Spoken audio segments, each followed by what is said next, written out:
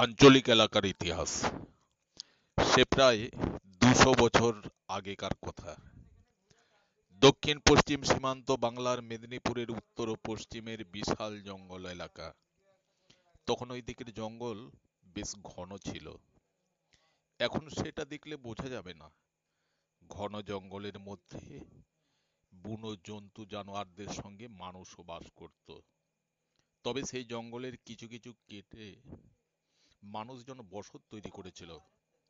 বন কেটে চাষের জমি হাসিল করেছিল, গড়েছিল নয়া বসত। আজও ওই দিকের কোনো কোনো গায়ের নাম তাই নয়া বসত।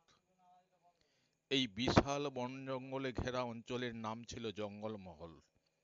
সে সময়ে ইংরেজরা জঙ্গলমহলকে আলাদা একটা জেলায় পরিণত করে শাসন কাজের সুবিধের জন্যে। তবে জঙ্গলমহলের জেলা হওয়াটা অনেক পরে।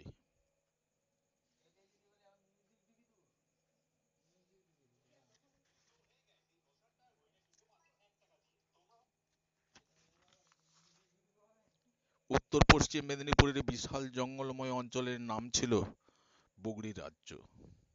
এর রাজধানী ছিল বেতাগড়। এটা এখন গড়বেতা নামে পরিচিত। পাশে মল্লভূম রাজ্য, তার রাজধানী বিষ্ণুপুর।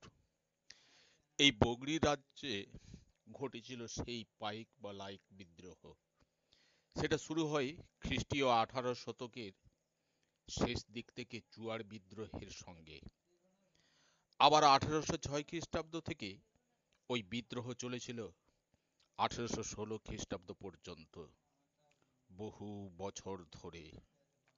কিন্তু পাইক বা লাইক কারা, আর এই বিদ্রোহের কারণই বা কি ছিল? এসব প্রশ্ন সহজেই এসে যায়।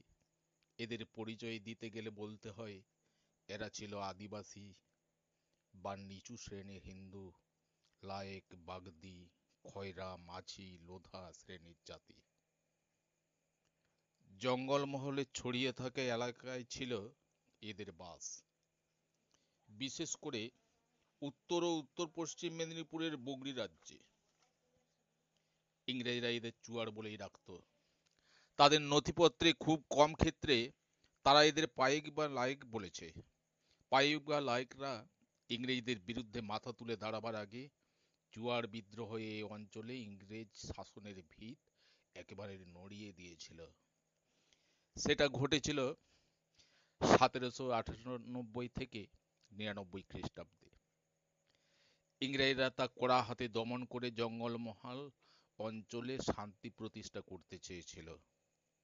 কিন্তু বগড়ির পাইকরা অন্তত বেশ কিছুকাল তা হতে দেয়নি। বগড়ি অঞ্চল ছড়িয়ে এই পাইক বিদ্রোহ বাঁকুড়া জেলার দক্ষিণ ও দক্ষিণ পশ্চিম অংশ এবং ছোটনাগপুরেও ছড়িয়ে পড়ে।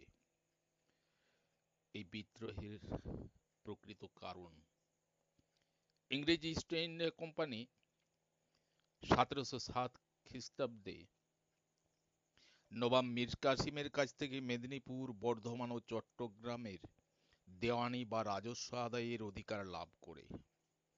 আবার 1765 খ্রিস্টাব্দে দিল্লির বাদশার কাছ থেকে সম্পূর্ণ বাংলা, বিহার, উড়িষ্যার দেওয়ানির অধিকারও তারা লাভ করল। এই অধিকার লাভ করে তাদের মাথা গেল ঘুরে। যতটা পারে তারা জমির খাজনা বেশি করে আদায় করে নিজেদের রাজকোষ বাড়াবার জন্য উঠে পড়ে লাগলো। ইংরেজদের লোভী দৃষ্টি পড়ল জঙ্গলমহলের জমিদার ও তাদের রাজ্যের প্রজাদের বংশানুক্রমে ভোগ করে আসা নিষ্কর জমিগুলোর উপর। তারা জমিদারদের উপর জমির খাজনা আদায়ের জন্য কড়া বিধিনিষেধ প্রয়োগ করল। কোন কোন জমিদারকে তার জমিদারি থেকে উৎখাত করে ভরণ পোষণের জন্য সামান্য টাকা মঞ্জুর করা হলো। যেসব অসংখ্য প্রজা নিষ্কর ভূমিসত্ত্ব ভোগ করছিল, ইংরেজরা সেগুলোর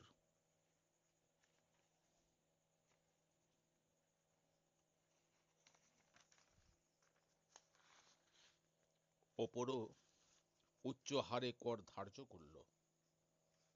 না দিতে পারলে জমি কেড়ে নিয়ে অন্যদের বিলি বন্দোবস্ত করতে লাগলো। জমিদারের ভাগ্যেও এই অবস্থা ঘটতে থাকলো। খরা দুর্ভিক্ষের মতো প্রাকৃতিক বিপর্যয় ও খাজনা মকুব থেকে তারা রেহাই পেলে না। চুয়ার ও পাইকদের মধ্যে বিদ্রোহ প্রধানত এই কারণেই দেখা দিয়েছিল।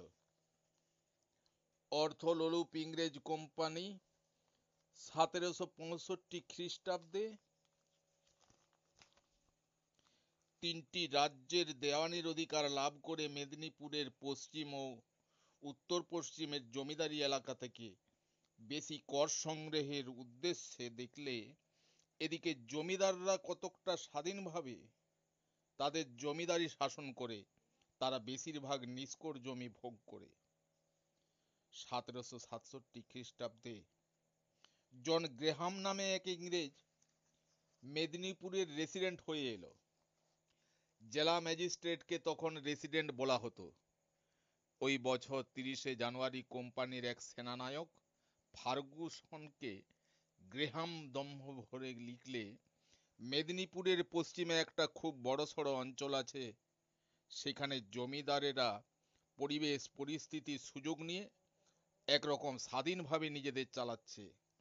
এরকম স্বাধীনতা যদি চলতে দেয়া হয় তাহলে সেটা হবে আমাদের বর্তমান সরকারের কাছে খুবই অবাঞ্ছিত। তাছাড়া এতে বাণিজ্যের স্বার্থ ও আর্থিক ক্ষতি দেখা দেবে। তাই তোমার অধীনে যে সৈন্যদল আছে তাদের দিয়ে এই জমিদারদের বিরুদ্ধে ব্যবস্থা নাও, যাতে তারা মেদিনীপুরের রেসিডেন্টের কাছে মাথা নোয়ায়। এরপর থেকেই শুরু হলো ওই অঞ্চলের জমিদার ও তাদের প্রজাদের ওপর নিপীড়ন। খুব বেশি করে খাজনা বসিয়ে দেয়া হলো। তারা দিতে না পারলে জমিদারি নিলাম করা হতে লাগলো।